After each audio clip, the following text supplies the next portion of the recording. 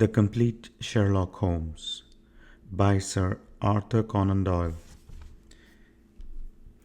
A Study in Scarlet. Part 2. The Country of the Saints. Chapter 2. The Flower of Utah. This is not the place to commemorate the trials and privations endured by the migrant Mormons before they came to their final haven. From the shores of the Mississippi to the western slopes of the Rocky Mountains, they had struggled on with a constancy almost unparalleled in history. The savage man and the savage beast, hunger, thirst, fatigue, and disease, every impediment which nature could place in the way, had all been overcome with Anglo-Saxon tenacity. Yet the long journey and the accumulated terrors had shaken the hearts of the stoutest amongst them. There was not one who did not sink upon his knees in heartfelt prayer when they saw the broad valley of Utah bathed in the sunlight beneath them, and learned from the lips of their leader that this was the promised land, and that these virgin acres were to be theirs forevermore. Young speedily proved himself to be a skillful administrator as well as a resolute chief. Maps were drawn and charts prepared in which the future city was sketched out. All around, farms were apportioned and allotted in proportion to the standing of each individual. The tradesman was put to his trade and the artisan to his calling. In the town streets and squares sprung up as if by magic. In the country where there was draining and hedging, planting and clearing, until the next summer saw the whole country golden with the wheat crop. Everything prospered in this strange settlement. Above all, the great temple which they had erected in the center of the city grew ever taller and larger. From the first blush of dawn until the closing of the twilight, the clatter of the hammer and the rasp of the saw were never absent from the monument which the immigrants erected to him who had led them safe through many dangers. The two castaways, John Ferrier and the little girl, who had shared his fortunes and had been adopted as his daughter, accompanied the Mormons to the end of their great pilgrimage. Little Lucy Ferrier was borne along pleasantly enough in Elder Stangerson's wagon, a retreat which she shared with the Mormon's 3 wives and with his son, a headstrong forward boy of 12.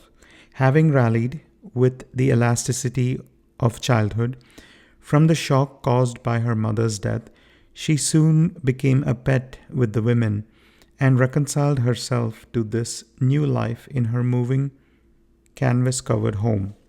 In the meantime, Ferrier, having recovered from his privations, distinguished himself as a useful guide and an indefatigable hunter. So rapidly did he gain the esteem of his new companions that when they reached the end of their wanderings, it was unanimously agreed that he should be provided with as large and as fertile a tract of land as any of the settlers, with the exception of Young himself, and of Stangerson, Kemble, Johnson, Drebber, who were the 4 principal elders. On the farm thus acquired, John Ferrier built himself a substantial log house, which received so many additions in succeeding years that it grew to a roomy villa. He was a man of a practical turn of mind, keen in his dealings and skillful with his hands. His iron constitution enabled him to work morning and evening at improving and tilling his lands. Hence it came about that his farm and all that belonged to him prospered exceedingly. In 3 years he was better off than his neighbors. In 6 he was well-to-do. In 9 he was rich, and in 12 there were not half a dozen men in the whole of Salt Lake City who could compare with him. From the great inland sea to the distant Wasatch Mountains, there was no name better known than that of John Ferrier. There was one way and only one in which he offended the susceptibilities of his co-religionists. No argument or persuasion could ever induce him to set up a female establishment after the manner of his companions. He never gave reasons for his persistent refusal, but contented himself by resolutely and inflexibly adhering to his determination. There were those who accused him of lukewarmness in his adopted religion, and others who put it down to greed of wealth and reluctance to incur expense.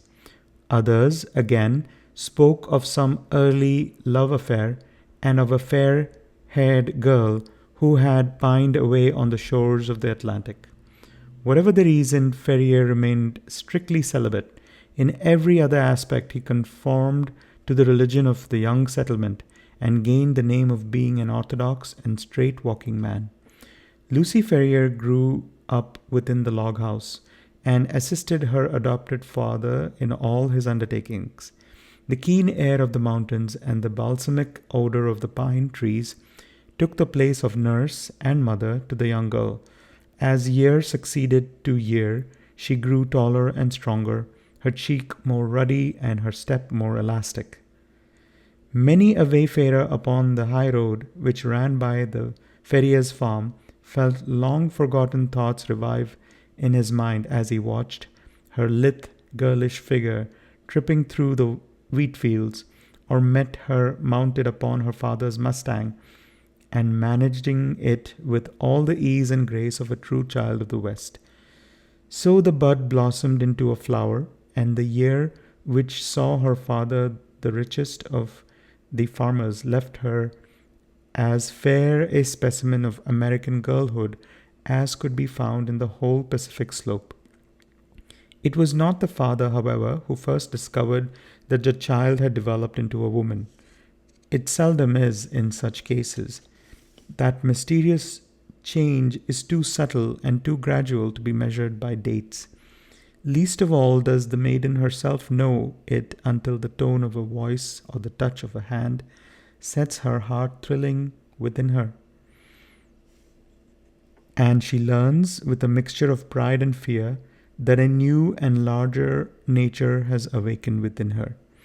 There were few who cannot recall that day and remember the one little incident which heralded the dawn of a new life. In the case of Lucy Ferrier, the occasion was serious enough in itself, apart from its future influence on her destiny and that of many besides. It was a warm June morning, and the Latter-day Saints were as busy as the bees whose hive they have chosen for their emblem. In the fields and in the streets rose the same hum of human industry. Down the dusty roads defiled long streams of heavenly laden mules, all heading to the west, for the gold fever had broken out in California, and the overland route lay through the city of the elect.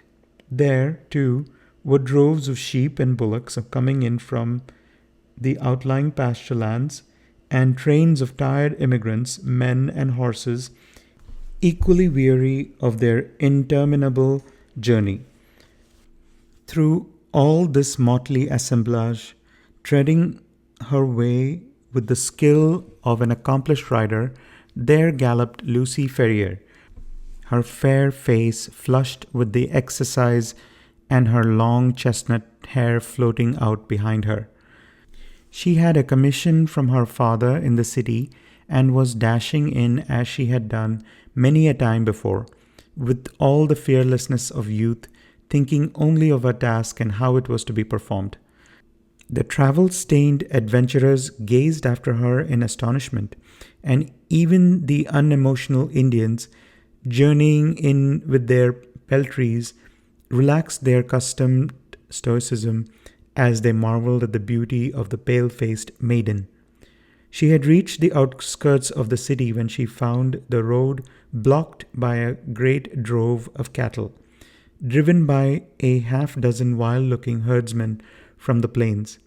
In her impatience, she endeavored to pass this obstacle by pushing her horse into what appeared to be a gap.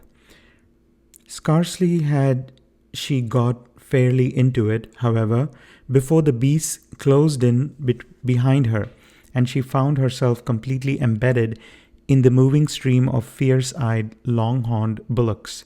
Accustomed as she was to deal with cattle, she was not alarmed at her situation, but took advantage of every opportunity to urge her horse on, in the hopes of pushing her way through the cavalcade. Unfortunately, the horns of one of the creatures, either by accident or by design, came in violent contact with the flank of the Mustang, and excited it to madness. In an instant, it reared up on its hind legs with a snort of rage and pranced and tossed in a way that would have unseated any but a skillful rider. The situation was full of peril. Every plunge of the excited horse brought it against the horns again and goaded it into fresh madness. It was all that the girl could do to keep herself in the saddle, yet a slip would mean a terrible death under the hoofs of the unwieldy and terrified animals. Unaccustomed to sudden emergencies, her head began to swim and her grip upon the bridle to relax. Choked by the rising cloud of dust and by the steam from the struggling creatures, she might have abandoned her efforts in despair, but for a kindly voice at her elbow which assured her of assistance. At the same moment, a sinewy brown hand caught the frightened horse by the curb, and forcing a way through the drove, soon brought her to the outskirts. "You're not hurt, I hope, miss," said her preserver, respectfully. She looked up at his dark, fierce face and laughed saucily. "I'm awful frightened," she said naively. "Whoever would have thought that Poncho would have been so scared by a lot of cows?" "Thank God you kept your seat," the other said earnestly. He was a tall, savage-looking young fellow, mounted on a powerful roan horse and clad in the rough dress of a hunter, with a long rifle slung over his shoulders. "I guess you are the daughter of John Ferrier," he remarked. "I saw you ride down from his house. When you see him, ask him if he remembers the Jefferson Hopes of St. Louis. If he is the same Ferrier, my father and he were pretty thick." "Hadn't you better come and ask yourself?" she said demurely. The young fellow seemed pleased at the suggestion, and his dark eyes sparkled with pleasure. "I'll do so," he said. "We've been in the mountains for 2 months and are not going over and above in visiting condition. He must take us as he finds us." "He has a good deal to thank you for, and so have I," she answered. "He's awful fond of me. If those cows had jumped on me, he'd have never got over it." "Neither would I," said her companion. "You? Well, I don't see that it would make much matter to you, anyhow. You ain't even a friend of ours." The young hunter's dark face grew so gloomy over this remark that Lucy Ferrier laughed aloud. "There, I didn't mean that," she said. "Of course you're a friend now. You must come see us. Now I must push along, or father won't trust me with his business anymore. Goodbye." "Goodbye," he answered, raising his broad sombrero and bending over her little hand. She wheeled her Mustang round, gave it a cut and with a riding whip, and darted away down the broad road in a rolling cloud of dust. Young Jefferson Hope rode on with his companions, gloomy and taciturn. He and they had been among the Nevada mountains prospecting for silver and were returning to Salt Lake City in the hopes of raising capital enough to work some lodes which they had discovered. He had been as keen as any of them upon the business until this sudden incident had drawn his thoughts into another channel. The sight of the fair young girl, as frank and wholesome as Sierra breezes, had stirred his volcanic, untamed heart to its very depths. When she had vanished from his sight, he realized that a crisis had come into his life, and that neither silver speculations nor any other questions could ever be of such importance to him as this new and all-absorbing one. The love which had sprung up in his heart was not the sudden, changeable fancy of a boy, but rather the wild, fierce passion of a man of strong will and imperious temper. He had been accustomed to succeed in all that he undertook. He swore in his heart that he would not fail in this if human effort and human perseverance could render him successful. He called on John Ferrier that night and many times again until his face was a familiar one at the farmhouse. John, cooped up in the valley and absorbed in his work, had little chance of learning the news of the outside world during the last 12 years. All this Jefferson Hope was able to tell him, and in a style which interested Lucy as well as her father. He had been a pioneer in California and could narrate many a strange tale of fortunes made and fortunes lost in those wild halcyon days. He had been a scout too, and a trapper, a silver explorer, and a ranchman. Wherever stirring adventures were to be had, Jefferson Hope had been there in search of them. He soon became a favorite with the old farmer, who spoke eloquently of his virtues. On such occasions, Lucy was silent, but her blushing cheek and her bright, happy eyes showed only too clearly that her young heart was no longer her own. Her honest father may not have observed these symptoms, but they were assuredly not thrown away upon the man who had won her affections. One summer evening he came galloping down the road and pulled up at the gate. She was at the doorway and came down to meet him. He threw the bridle over the fence and strolled up the pathway.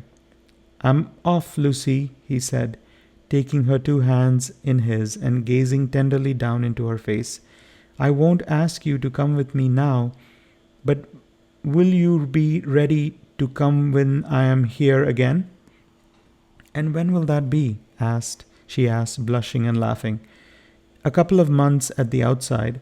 I will come and claim you then, my darling. There's no one who can stand between us. And how about father? He has given his consent, provided that we get these mines working all right. I have no fear on that head." "Oh, well, of course, if you and father have arranged it all, there is no more to be said," she whispered, with her cheek against his broad breast. "Thank God," he said hoarsely, stooping and kissing her. "It is settled then. The longer I stay, the harder it will be to go. They are waiting for me at the canyon. Goodbye, my own darling, goodbye. In 2 months you shall see me." He tore himself from her as he spoke, and flinging himself upon his horse, galloped furiously away, never even looking round, as though afraid that his resolution might fail him if he took one glance at what he was leaving. She stood at the gate, gazing after him until he vanished from her sight. Then she walked back into the house, the happiest girl in all Utah. End of chapter 2.